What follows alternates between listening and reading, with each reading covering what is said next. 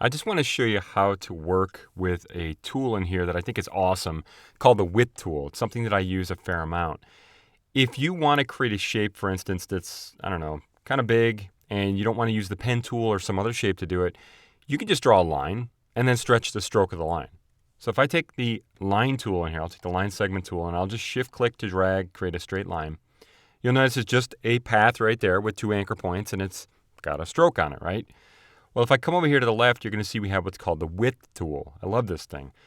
The width tool allows you to go out to a stroke. And it doesn't have to be a path. It can be a shape like a rectangle, for instance. Hover over the path, the stroke, if you will, and you're going to see a little plus show up. That means you can add a little point. So I can click and drag. And it allows me to change the width of the stroke.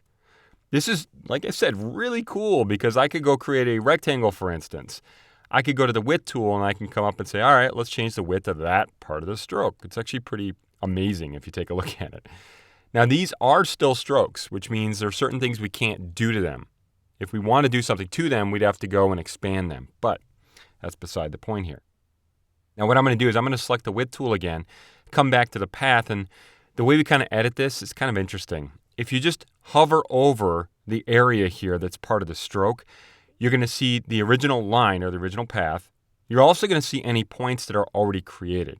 There's one right there. If I go straight down and hover over it, you're going to see these little direction lines. These lines show up. I can click to select a point, and that allows me to then to go in and I can click and drag it. I can click and hit delete if I want to get rid of it.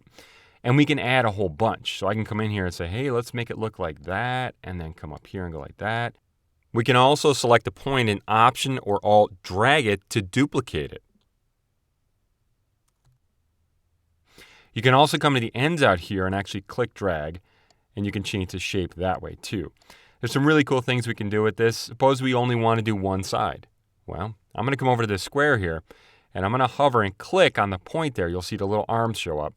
I can, if I come out to the side here, Alt or Option drag, and just change maybe one side. So I'll say, okay, well, let's just do the outside.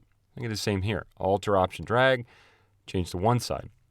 You can also come to the point, and if you double click on it, the smart guides are kind of getting in the way here, but if I double click on it, I can open up the width point edit dialog box, and this means that I could go in and edit these independently. So I can say like 0.4, and you're going to see it's going to be automatic out there. It's live. 0.1, and change them separately.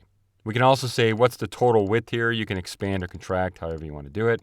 There we go. And you can adjust the adjoining width points, which are part of this. We can also make sure that these are the same. So I can kind of put them together, and I'll just change the side here. There you go. You can see that.